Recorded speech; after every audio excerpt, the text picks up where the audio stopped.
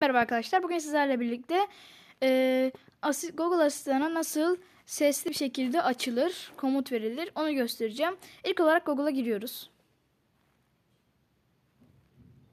Google'a girdikten sonra hesap profilinize giriyorsunuz. Oradan ayarlara tıklıyorsunuz. Ayarlardan Google Asistan'a tıklıyorsunuz. Google Asistan'a tıkladıktan sonra dillere geliyorsunuz. Dillere geldikten sonra ise en üstte İngilizce seçiyorsunuz. Bu United Kingdom'da olabilir, United States de olabilir. Aşağıda Türkçeyi seçiyorsunuz ama en üstte İngilizce olacak. Bakın ona önem verin. Sonra ise bu seçtikten sonra ise OK Google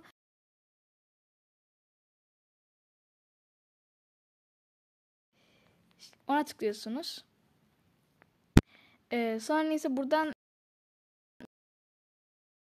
açıyorsunuz. Buradan size kullanım koşullarını sunuyor. Kullanım koşullarını kabul ettikten sonra ise birkaç tane İngilizce cümle çıkartıyor önünüze. Onları İngilizce bir şekilde okuyacaksınız. Sonra ise bu işleminiz tamamlanıyor. Mesela şöyle gösteririm. Hey Google.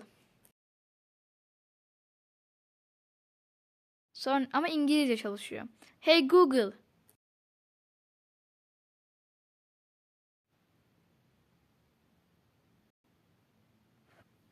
Falan neyse. Neyse. Sonra ise OK Google. Evet arkadaşlar, videomuz bu kadardı. Videoyu beğendiyseniz kanalıma abone olmayı ve aşağıdan videoyu beğenmeyi unutmayın. Görüşmek üzere, hoşçakalın. Bay bay.